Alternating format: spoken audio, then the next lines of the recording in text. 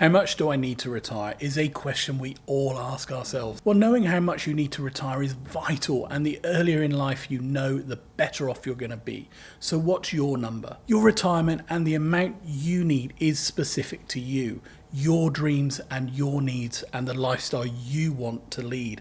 And you should certainly seek independent financial advice. But let's work through some of the examples to see if you're on the right track to saving enough for the type of retirement and the standard of living that you want. Whether you're dreaming of a modest 20,000 a year income, for example, in retirement, or fancy living it up on 100 grand a year, I'm going to break down the sort of pension pot you might need. But first, let's talk about something called the 4% rule, as that's the key to your future income. Now, don't worry, it's dead simple. Basically, if you've got a pension pot, the general thinking from financial experts is that you can safely withdraw 4% of it each year without running out of money. That's it. No fancy calculations needed. It's apparently as simple as that. So why 4%? Well, historically, if you stick your money in a mix of shares and bonds, it's going to grow by about 7% on average per year.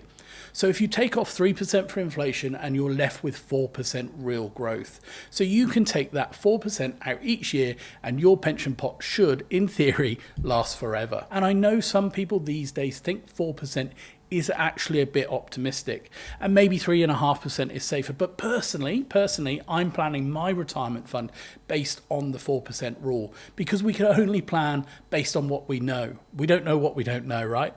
So using the 4% rule, it's dead easy to work out how much you need to save for your retirement. Using the 4% rule, it is dead easy to work out how much you need to save for retirement.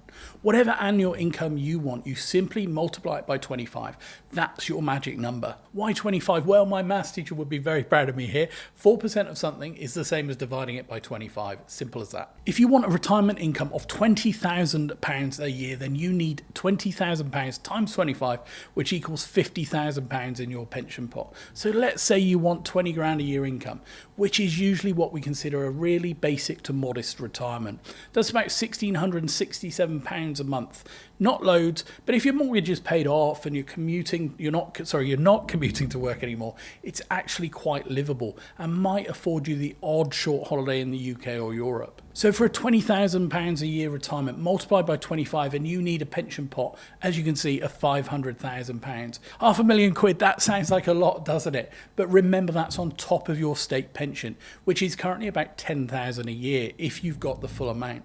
Although I have to say, if I was under 40, I'm not sure I'd be relying on the state pension long term.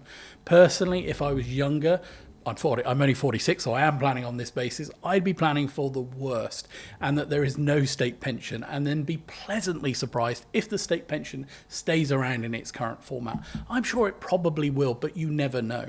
If you want a comfortable retirement, let's say you want to retire with an income of, say, £40,000 per year, how much do you need to have saved in your pension pot? Now we're talking about a more comfortable retirement. £40,000 a year is £3,333 a month. You can have holidays, you can eat out more regularly, you can generally live a more comfortable life. So for a £40,000 income in retirement, you need a £1 million retirement fund. So are you on track to have that saved for retirement? Now, if you want a £100,000 income in retirement, then how much do you need in your pension? So if you do want what we deem a fairly luxurious retirement, we'd be aiming for that income of around £100,000 per year. This is sort of living the dream territory-ish. Business class flights, nice cars, expensive hobbies.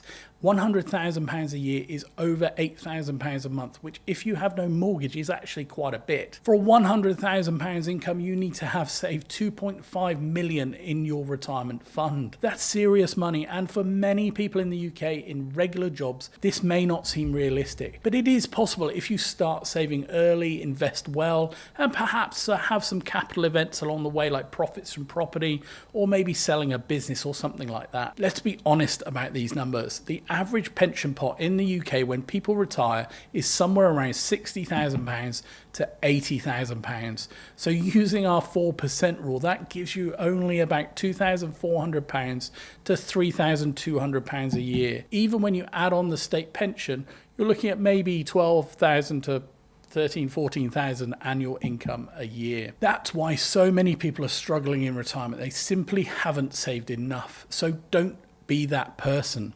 Start saving earlier, save more than you think you need, and maybe swap some of that unnecessary spending that we all make and instead make extra retirement contributions. I'm not being a killjoy here, it's just realistic if you want that comfortable retirement. Now, retirement planning is complex and these numbers are just a general guide. One of the best investments you can make in yourself and your future is to sit down with a retirement specialist and plan things out. But one of the even better investments you can make for your retirement is taking advantage of your workplace pension if you have one. Your workplace pension is probably the best shot at hitting the maximum retirement you can. You should max out your contributions as much as you can, and you should certainly maximize the contributions to get the biggest employer contribution you can. Now, if you're further ahead in your career and you need a retirement boost, even consider moving jobs. A friend of mine who was 45 swapped running his own business for going to work for the Ministry of Defence, that's the UK government, as the pension was so attractive in the civil service that it would give him a boost prior to his planned early retirement. Whilst I'm not advocating changing jobs just for the pension, if you are someone who works in a job rather than owns their own business, and if you aren't particularly fixed in your current role, why not consider moving if the time's right? Because we're not talking about small numbers here in your retirement. You could be getting 5%, 6%, 7%, or even more in your pension contributions just by changing your employer.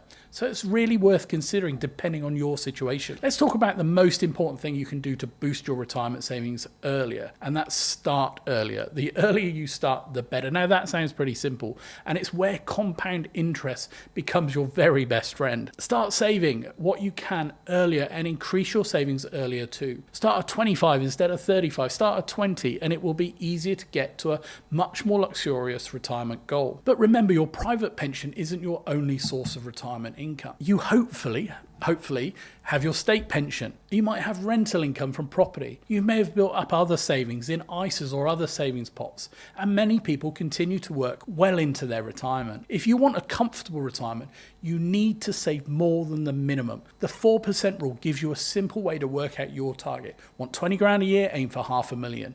Want 40 grand a year, you need to have $1 million in your pension pot. It sounds like a lot, but remember, you've probably got 30 or 40 years to build this up. Start early, contribute regularly, and let compound interest do the heavy lifting for you. And don't forget, something is better than nothing. Even if you never hit these targets, having 300 grand is infinitely better than having 30 grand when you retire. The key is to start now, whatever your age, and put in as much as you can reasonably afford. And if you're older, then increase now, whatever you can reasonably afford. Remember, I'm not a financial advisor. These numbers are for guidance only. And one of the best investments you can make in yourself is sitting down with a financial advisor and planning all this out. So what do you think is a comfortable retirement income for you? Tell me down in the comments. Hit like and subscribe for more money insights, and for my best money ideas, join my weekly money insights list. You can register for free using the link in the description. Thank you so much for watching. I really do appreciate it. So until the next time, bye for now.